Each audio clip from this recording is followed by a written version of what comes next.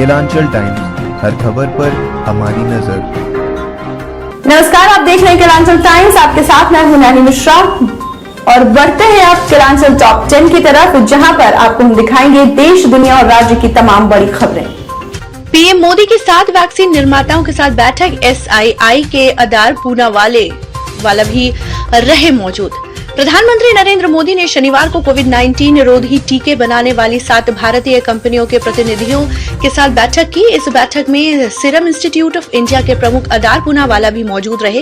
बैठक में केंद्रीय स्वास्थ्य मंत्री मनसुख मंडाविया और एमओएस स्वास्थ्य भारती प्रवीण पवार भी शामिल हुए। प्रधानमंत्री की यह बैठक ऐसे मौके पर हुई है जब देश ने कोरोना टीकाकरण में बड़ी उपलब्धि हासिल कर ली है।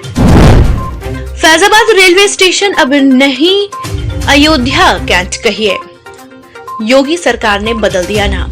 फैजाबाद रेलवे स्टेशन का नाम बदलकर अब अयोध्या कैंट हो गया है। यूपी की योगी आदित्यनाथ सरकार ने यह फैसला लिया है। केंद्र सरकार से मंजूरी मिलने के साथ ही अब राम की नगरी के रेलवे स्टेशन का नाम भी बदल दिया गया है। हम आपको बता दें कि योगी सरकार ने ही फैजाबाद जिले का नाम बदलकर अयोध्या किया था। बाराबंकी में प्रियंका गांधी की घोषणा, किसानों का कर्ज माफ करने के साथ 20 लाख लोगों को सरकारी नौकरी। उत्तर प्रदेश में 2022 में होने वाले विधानसभा चुनाव में अपनी दमदार मौजूदगी दर्ज कराने के प्रयास में लगी कांग्रेस ने शनिवार को उत्तर प्रदेश के 3 जिलों में कांग्रेस प्रतिज्ञा यात्रा को रवाना किया है। 9 दिनी यह तीनों यात्राएं 27 जिलों में पहुंचेगी। बाराबंकी में प्रतिज्ञा यात्रा को हरी झंडी दिखाने के बाद पार्टी की राष्ट्रीय महासचिव प्रियंका गांधी वाड्रा ने बड़ी घोषणाएं भी की हैं। पब्लिसिटी चाहिए तो हीरोइन नहीं, हीरोइन पकड़ो, उद्धव का एनसीबी पर तंज। महाराष्ट्र में फिलहाल महाराष्ट्र सरकार के कैबिनेट मंत्री नवाब मलिक और नारकोटिक्स कंट्रोल ब्यूरो के बीच जंग छिड़ी हुई है। एक तरह से यह भी कह सकते हैं कि यह लड़ाई महाराष्ट्र सरकार बनाम नारकोटिक्स कंट्रोल ब्यूरो हो चुकी है। इसी कड़ी में महाराष्ट्र के मुख्यमंत्री उद्धव ठाकरे ने भी एनसीबी पर निशाना साधते हुए कहा है कि कुछ दिन पहले महाराष्ट्र पुलिस ने 25 करोड़ रुपए की ड्रग्स हेरोइन जब्त की थी, लेकिन उसे उतनी पब्लिसिटी नहीं मिली जितनी एनसीबी को हीरोइन पकड़ने पर मिल रही है। नमाजियों के सामने जय श्री राम के नारे लगाने से खफा, बोली हिंदू होने पर शर्म आती है। स्वरा भास्कर एक बार फिर हिंदू धर्म के विरोध में दिए बयान को लेकर खबरों में है। इस बार उन्होंने कहा है कि मैं हिंदू होने पर शर्मिंदा हूं। इस बयान के लिए स्वरा को जमकर ट्रोल किया जा रहा है। लोगों ने उन्हें हिंदू धर्म छोड़ने की तक सलाह दे डाली है।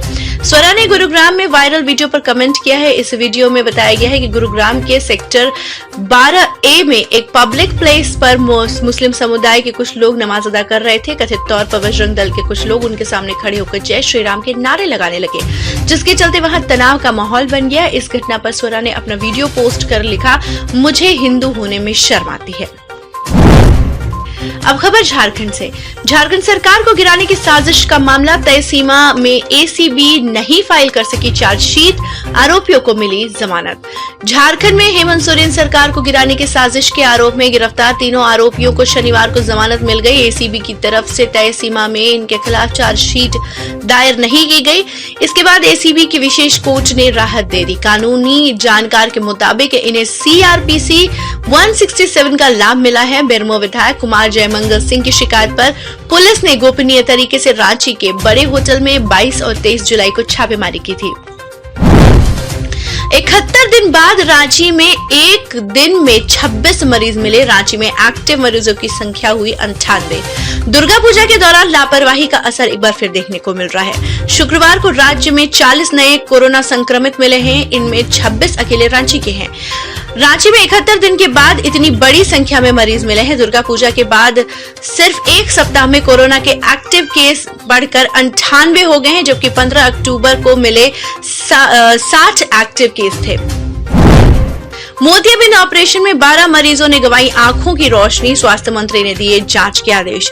साहिबगंज में पिछले दिनों मोतियाबिंद का कई लोगों ने ऑपरेशन कराया था। इसके बाद डॉक्टरों की लापरवाही से 12 मरीजों को अपनी आंखों की रोशनी गंवानी पड़ी।